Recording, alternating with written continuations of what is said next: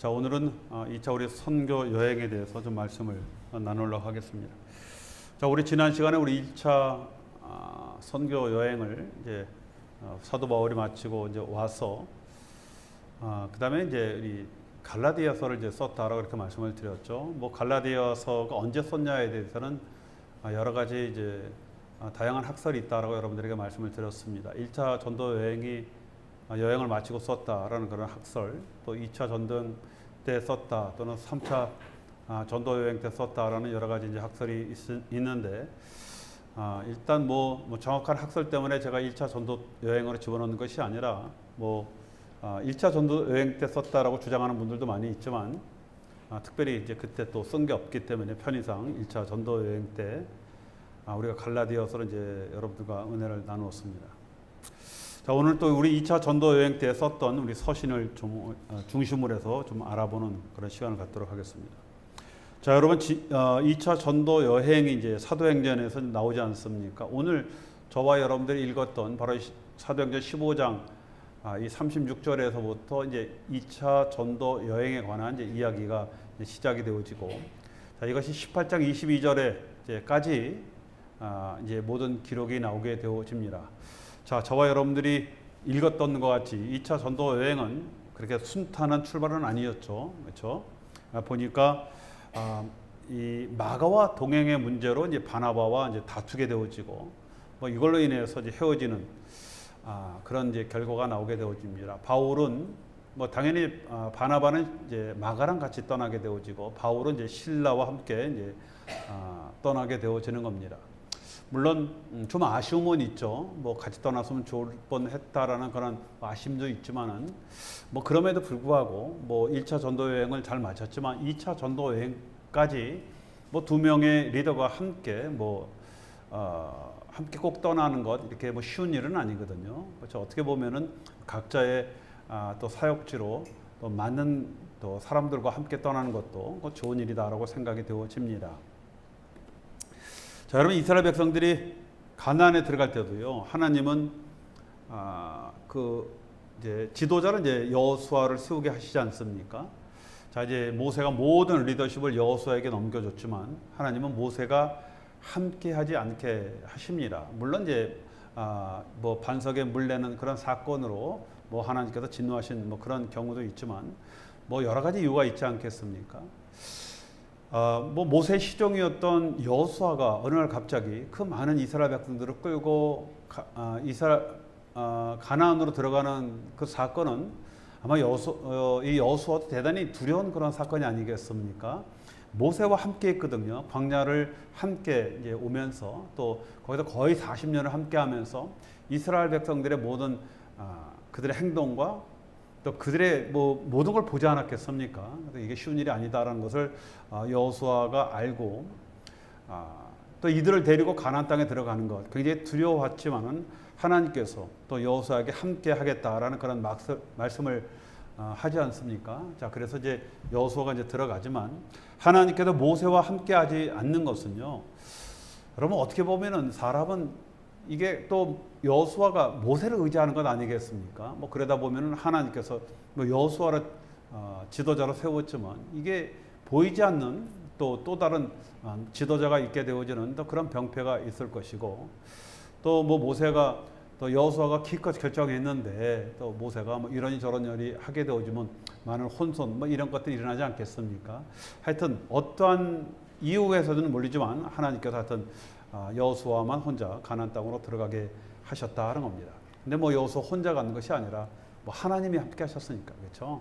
모세에게 의지하지 말고 넌 나만 의지하면 된다라는 어떤 그런 하나님의 메시지가 이 안에 담겼다라고 또한 볼 수가 있습니다. 자, 여러분, 또 한 가지 우리가 깨닫는 것은요, 사도 바울의 선교 전략을요, 이제 우리가 이제 사도행전을 읽어 나가면서 이제 배우게 되어지는 겁니다. 여러분, 사도 바울이 아무 생각 없이 다니면서 복음을 전하는 것 아니거든요. 나름대로 뭐 계획이 있고 또 전략이 있지 않겠습니까? 이제 그런 것들이 사도 바울이 이제 복음을 전하는데 이제 나타나게 되어집니다. 자, 오늘도 이렇게 사도 바울이 2차 선교 여행을 다니면서 이루었던 선교의 어떤 그 선교를 이렇게 따라가다 보면은요, 대부분 사도 바울이 대도시 중심적으로 복음을 전한다는 겁니다. 그렇죠? 대도시를 거점 도시로 세워서 그런 대도시 거점 도시 전략을 세우는 그런 전략으로 나갑니다. 여러분 당연히 대도시는요, 뭐 사람이 뭐 왕래가 빈번하지 않겠습니까? 뭐 많은 사람들이 왔다 갔다 하면서 그곳에 만약에 복음을 전하면은 사람이 왔다 갔다 하다가 그 복음을 듣고 또 자기 지역에 가서 복음을 전할 수 있는 그런 일들이 있기 때문에 사도 바울은 먼저 대도시를 가고 그것을 거점 도시로 삼아서 거기서부터 이제 복음을 전하는 이제 그런 일들을 행하게 되어지는 겁니다. 자, 여러분 이것은 뭐 당시에 사도 바울의 전략이 아니라 지금도 많은 선교사들이 이 대도시를 거점 도시로 삼고 사역을 하거든요. 뭐 저도 민다노 땅 갔을 때 선교사들이 대부분 이 다보라는 그런 도시를 거점으로 삼지 않습니까?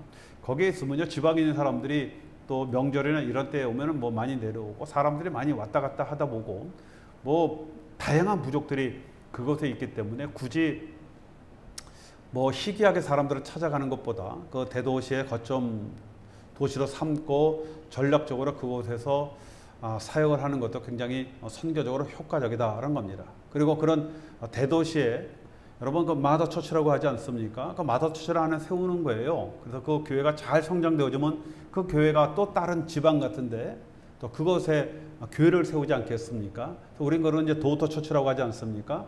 이런 마더처치가 많은 도터처치를 세우는 겁니다. 그러면 그것이 더 효과적이에요. 그렇죠? 우리 뭐 선교사들이 가서 뭐 교회를 세울 수도 있지만 현지인들이 스스로 그들에게 그들의 언어로 그들의 문화 안에 복음을 전하고 교회를 세우는 그런 도터 처치를 세우는 것 굉장히 중요한 선교 전략이거든요. 사도 바울이 그런 선교 전략을 이제 사용을 했다는 겁니다. 자, 그리고 자, 우리가 성경을 읽다 보면요, 좀 의아스러운 그런 부분들이 좀 마음속에 있어요. 여러분 사도 바울이 다메섹에서 우리 주님을 만나지 않습니까? 그렇죠? 예수 믿는 사람들 잡아서 옥에 가두려고 갔다가 다메섹에서 대낮에 우리 예수님을 만납니다. 그래서 거기서 우리 주님께서 사도 바울에게 사명을 주세요. 거기서 사명을 받는 겁니다. 그렇죠? 어떤 사명이었어요? 이방을 위한 위에서 택함을 받았다라고 이렇게 이제 사명을 받습니다. 자, 여러분 성경에 보면요. 그런데 사도 바울이 유대인에게 굉장히 애착을 가진 것 같이 이렇게 보여요. 자, 대도시 중심적으로 사도 바울이 이제 복음을 전했다, 선교를 했다라고 얘기하지 않았습니까? 근데 사도 바울이 대도시에 가면 제일 먼저 간 곳이 어디라고요? 회당이었거든요, 회당. 그렇죠? 여러분 회당에 가서 그곳에 가서 이제 복음을 전하는 거 보면은 이방을 위해 택한 그릇인데 이방을 위해 시험받은 그런 주의 종인데 왜 하필이면 회당에 가서 이렇게 복음을 전할까라는 그런 우리가 의아심을 갖게 되어지는 겁니다.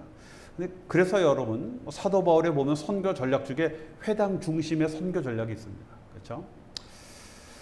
자, 여러분 이렇게 하는데 사도 바울이 있지 않습니까? 이유가 있겠죠. 당연히 이렇게 합니다. 자, 여러분 회당이라는 것이 사도 바울이 간 회당이라는 것은요 이방 지역입니다. 이방 지역 안에 있는 회당이거든요. 근데 그 회당 안에는 유대인만 있습니까? 안 그렇거든요. 이방인도 할례 받고 그 회당에 들어와서 하나님을 섬기는 그런 일들을 했다는 겁니다. 자, 그래서 여러분 회당 안에는 물론 유대인도 있죠. 이방인들도 있는 거예요. 제가 누누이 말한 것 같이 그 사람들은 이미 하나님과 그 하나님의 약속에 대해서 이미 잘 알고 있는 그런 사람이거든요. 언젠간 메시아가 올 것이다라는 그런 사상들을 다 갖고 있는 그런 믿음을 갖고 있는 그런 사람이었습니다. 유대인이나 이방인이나 그렇죠. 자, 그런데 여기에 그들이 한 가지 메시지만 첨가하면 된다라고 했죠.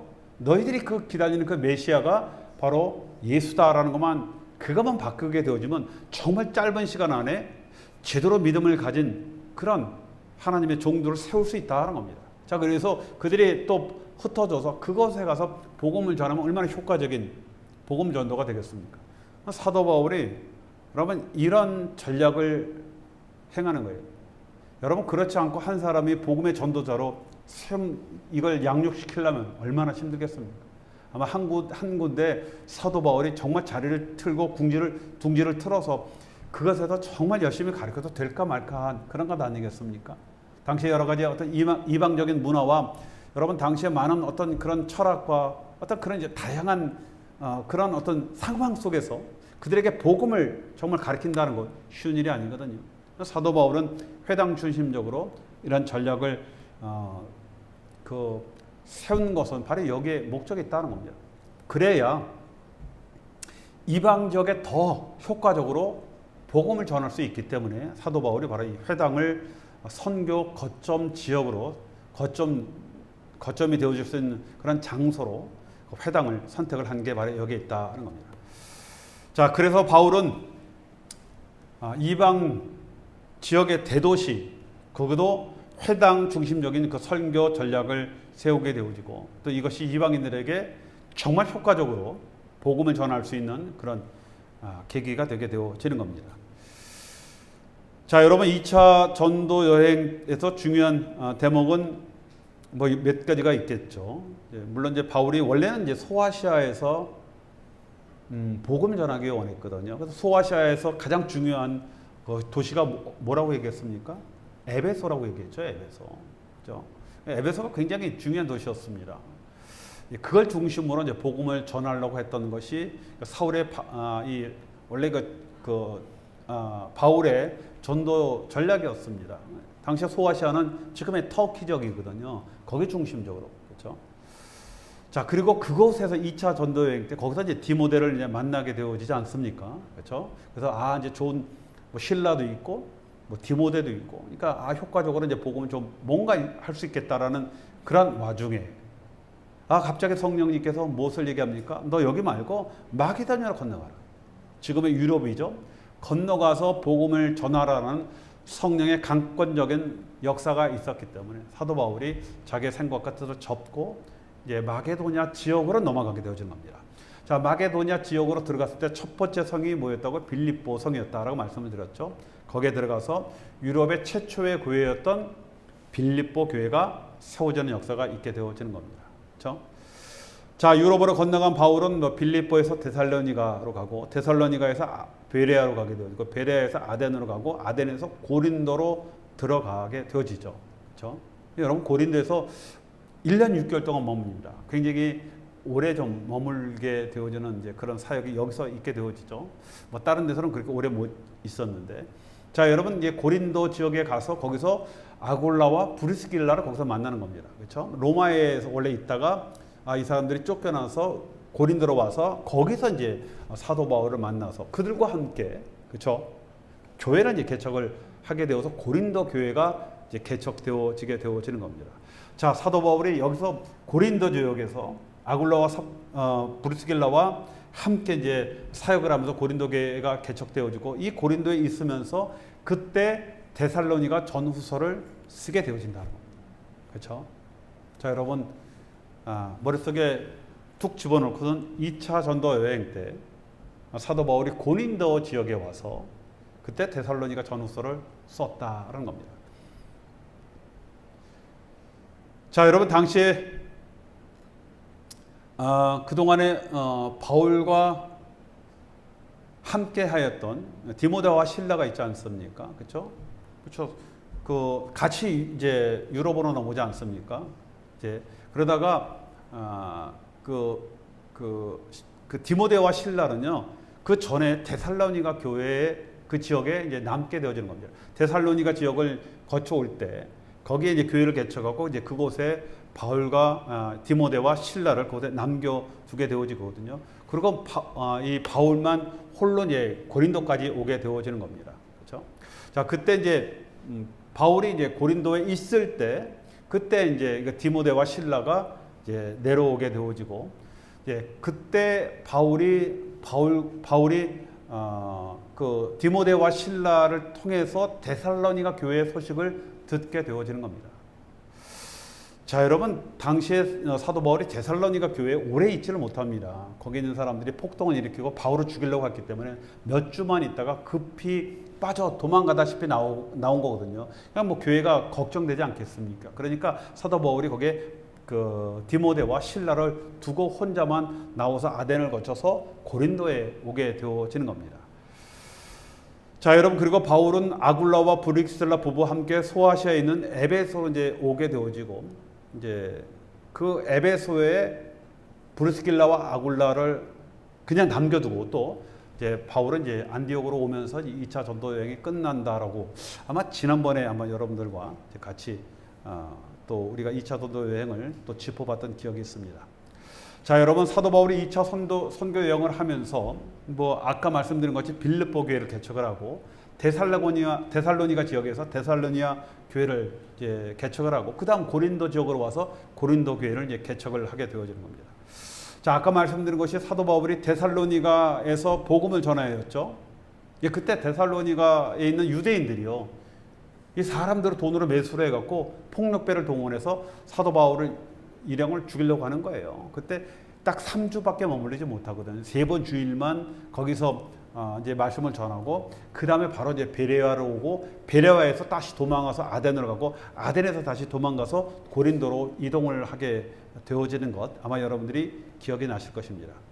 자, 바울과 동행했던 실라와 디모데가 마게도니아 지역에 그냥 남겨뒀다라고 얘기를 했죠. 3주밖에 말씀을 못 가르쳤으니까 얼마나 걱정이 되겠어요. 그러니까 사도 바울이 그 마게도니아 지역에 두는 겁니다. 그렇죠? 자, 그리고 거기서 이제 데살로니가 교회를 이제 그 상황을 지켜보면서 어떻게 되는가 이제 그들에게 맡기게 되어지고 바울은 고린도에서 이 브루스길라와 아글라 부부와 동역을 하면서 이제 고린도 교회를 이제 개척하는 그런 중에 아까 말씀드린 것 같이 실라와 디모데가 고린도로 이제 와서 이제 만나게 되어지면서 데살로니가 교회 상황을 보고하는 겁니다. 그때. 그렇죠? 자, 얼마나 바울이 좀 걱정과 근심 속에 초조하게 이들의 소식을 들었겠습니까? 한 3주 정도밖에 그들과 함께 하지 못했고 거기에 디모데와 실라만 남겨놓고 와서 한 6개월이 지난 후에 이제 그들이 이제 와서 그 상황을 이제 보고하는 그 보고를 들었을 때 사울이 얼마나 간절한 그런 마음으로 들었습니까?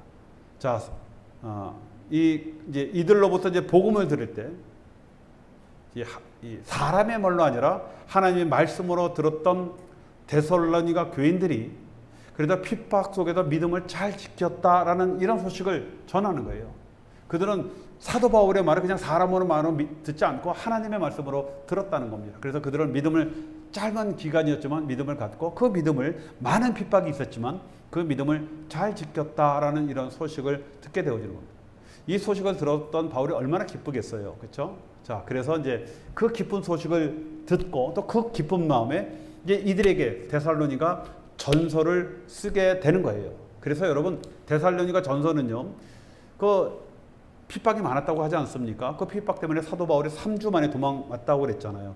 그 핍박이 뭐 끊쳤겠습니까? 계속적으로 있지 않았겠습니까?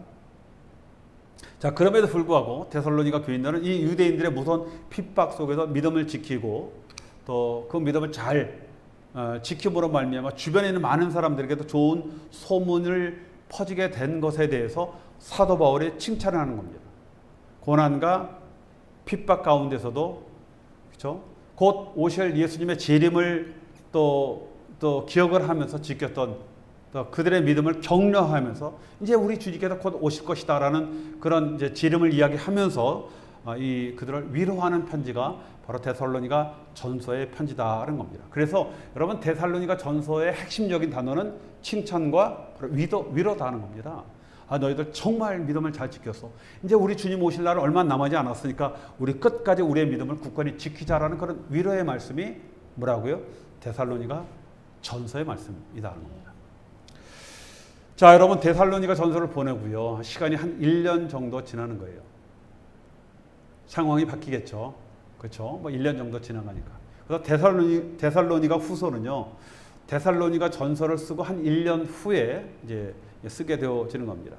자, 그런데 데살로니가 교회에서 이제 소식이 듣지 않겠습니까? 그 소식을 듣고 또 편지를 썼겠죠. 그런데 이번에는 데살로니가 교회가 이 재림의 이야기를 오해를 하는 이제 그런 상황이 온 거예요. 사도 바울도 우리 주님 오실 날 얼마 안 남았으니까 우리가 정말 끝까지 우리의 믿음을 지키자라는 그런 위로의 편지를 썼고 또 그런 위로의 편지를 들으면서 이들이 얼마나 정말 마라나타 주님 오실 날을 기다렸겠습니까? 그러다 보니까 나름대로 그들이 어떤 이런 종말론을 이제 만들어내는 거예요. 뭐 요즘도 이런 종말론 많이 있잖아요. 그래서 이제 언제 오신다라고 날짜로 정해놓고 일하지도 않고 학교도 가지 않고 그냥 모든 거 다 팔아 치워버리고 그렇죠? 그냥 오실 날만 기다리는 그런 뭐 시한부 종말론이 뭐 우리 주변에도 많이 있지 않겠습니까? 자, 여러분 그런 종말론자들 우리 하나님이 기뻐하지 않는 거예요, 그렇죠?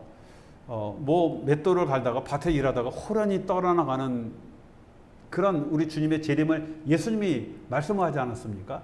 뭡니까? 언제 오는 것이 아니라 너희들이 그냥 평소와 같이 그냥 열심히 너희들의 삶을 살면은 그때 우리 주님께서 호련히 나타나서 우리가 들림 받는다 그 얘기입니다.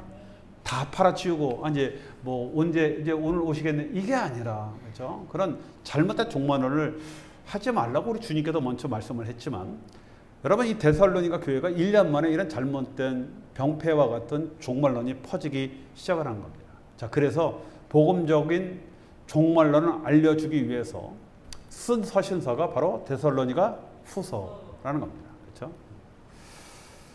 자, 여러분 바울은요 복음을 전하고 교회를 세웠다고 해서 뭐 끝난 것이 아니거든요. 우리 대부분 다 복음 전하고 교회 세웠으면 됐다. 너희들 알았어. 이게 아니거든요.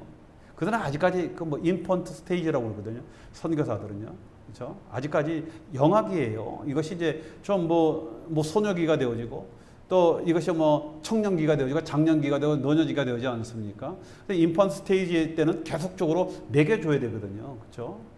그러다가 이게 거의 장년 정도 되어지면 이제 같이 파트너십이 되어지고 그냥 노년기 스테이지가 되어지면요. 그때는 이들이 스스로 또 다른 도터 처치를 낳는 그런 상황이 되어지는 거거든요. 그 전까지는 계속적으로 또 관심과 또 돌봄이 있어야 한다는 겁니다. 자, 여러분 우리도 마찬가지예요. 우리가 복음을 전하지 않습니까? 복음을 전하면 막 이제 복음을 받아들이고 그 마음이 막 뜨거워져서 됐다 이제 교회 잘 나오니까 됐다. 여러분 아직까지 그 유아기적 상황 아니겠습니까? 우리의 계속적인 돌봄이 필요한 거예요. 사도 바울은 그렇게 했습니다. 선교로 그런 식으로 하고 복음을 그렇게 계속적으로 전했다는 겁니다. 그래서 우리도요. 복음 전한 것으로 끝나는 것이 아니라 계속적인 관심을 가지고 돌보아야 할 그런 책임이 있거든요. 여러분 막 예수 믿고 뭐 처음에는 뜨거운 물에 열심히 나오지만 그냥 두면요 식습니다. 얼마 못 가요. 그렇죠? 우리 많이 보지 않았습니까? 자, 여러분 복음을 들었다라고 되는 것이 아니라 바르게 성장할 수 있는 관리와 양육이 필요한 겁니다. 자, 여러분 이것이 구원이에요. 이게 여기까지가. 우리 전에도 교회 나왔으니까 됐다가 아니라 그렇죠? 이들을 양육해서 이들이 스스로 서나갈 수 있는 그런 상황까지 우리가 세워지는 것. 이것이 바로 전도고 이것이 바로 이게 바로 또 구원이다라고 말씀을 드릴 수가 있습니다. 바른 말씀으로 바르게 성장할 수 있도록 관리하는 것 아니겠습니까? 자, 여러분 이런 관리 그럼 언제까지 해야 되느냐? 저는 그렇게 생각해요. 이분들이 재생산할 수 있을 때까지. 그때까지 우리가 관리가 필요합니다. 그렇죠? 제가 여러분들은 언제까지 관리해야 된다고요? 여러분들이 스스로 다른 분들을 양육하고 그렇죠? 그들을 전도할 수 있을 때까지 제가 여러분들을 관리해야 됩니다. 그렇게 하지 않은 분들은 계속적으로 저의 관리의 대상입니다. 저의 관리를 계속적으로 받으시기 원하시는 분은 그렇게 하셔도 됩니다. 자, 여러분 사도 바울이 이런 전략을 가지고 복음을 전하고 양육을 했거든요. 하나님이 이것을 칭찬을 하셨습니다. 자, 이런 사도 바울의 어떤 그런 전략들이 또 우리의 전략이 되어지고 또 우리가 이렇게 믿음 생활을 할 때 정말 하나님께서 기뻐하시고 우리에게 큰 상급을 또 부여하시는 것 아니겠습니까? 자, 여러분 우리도 요즘 우리가 양육 계속 받고 있죠. 양육받은 것으로 끝나는 건 아닙니다. 이거는 아닙니다. 어디까지요?